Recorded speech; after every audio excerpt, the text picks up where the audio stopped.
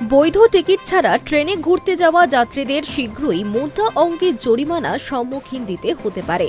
Public trust আইন 2026-এর অধীনে করা বড় ধরনের পরিবর্তনের অংশ হিসেবে কেন্দ্রীয় সরকার টিকিট ছাড়া ভ্রমণের জন্য ন্যূনতম জরিমানা 250 টাকা থেকে বাড়িয়ে 500 টাকা করার প্রস্তাব দিয়েছে। রেলওয়ে বোর্ড সমস্ত জোনাল রেলওয়েকে জানিয়েছে আইনটি রাষ্ট্রপতির অনুমোদন পেয়েছে।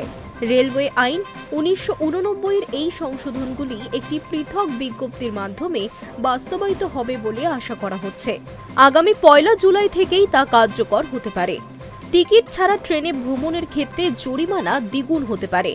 সবথেকে বড় পরিবর্তনগুলির মধ্যে একটি সেই সমস্ত যাত্রীদের প্রভাবিত করবে যারা বৈধ রেলের টিকিট ছাড়া ভ্রমণ করেন। সংশোধিত ধারা 137 অনুযায়ী টিকিট ছাড়া ভ্রমণ করতে বা আগে ব্যবহৃত টিকিট ব্যবহার করতে দেখা গেলে যাত্রীদের প্রযোজ্য ভাড়া এবং অতিরিক্ত চার্জ পরিশোধ করতে হবে। সর্বনিম্ন জরিমানা 250 টাকা থেকে বেড়ে 500 টাকা হচ্ছে। কর্মকর্তারা আরও জানিয়েছেন, যে সমস্ত যাত্রী নির্ধারিত ফি দিতে ব্যর্থ হবেন তাদের বিরুদ্ধে উপযুক্ত আদালতে আইনি ব্যবস্থা নেওয়া হতে পারে। অন্যের টিকিট ব্যবহারকারী যাত্রীদের জন্য নতুন নিয়ম। প্রস্তাবিত সংশোধনীতে অন্যের রেলের টিকিট ব্যবহারের নিয়মও কঠোর করা হয়েছে। অন্যের নামে ইস্যু করা টিকিটে ভ্রমণকারী যাত্রীদের টিকিট বাজেয়াপ্ত করা হতে পারে। তাদের ভাড়া এবং অতিরিক্ত ফিও পরিশোধ করতে হবে, যার মধ্যে সর্বনিম্ন 500 টাকা পরিশোধ করতে হবে।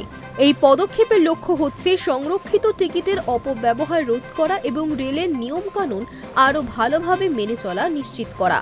ট্রেনে পণ্য বিক্রি এবং ভিক্ষাবৃত্তির জন্য জরিমানার প্রস্তাব।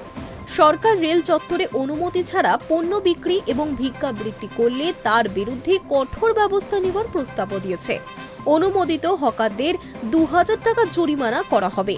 বারংবার এই অপরাধ করলে 1 বছর পর্যন্ত কারাদণ্ড হতে পারে। এই সংশোধনীতে বিশেষভাবে রেলের বগি এবং স্টেশন চত্বরের ভিতরে ভিক্ষা করা নিষিদ্ধ করা হয়েছে। রেলপথে বিশৃঙ্খলা, অশোভন আচরণ এবং নেশাগ্রস্ত থাকার কারণেও জরিমানা হতে পারে। মহিলাদের কোচে পুরুষদের জন্য 2500 টাকা জরিমানার প্রস্তাব করা হয়েছে। শুধুমাত্র মহিলাদের জন্য সংরক্ষিত কোচে আসন গ্রহণকারী পুরুষদের 2500 টাকা জরিমানা হতে পারে।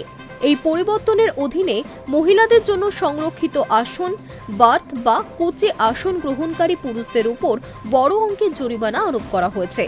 প্রতিবেদন অনুসারে নিয়ম লঙ্ঘনকারীদের 2500 টাকা জরিমানা হতে পারে। রেল কর্মকর্তাদের সংরক্ষিত আসন থেকে এই ধরনের যাত্রীদের সরিয়ে দেওয়ার ক্ষমতাও থাকবে।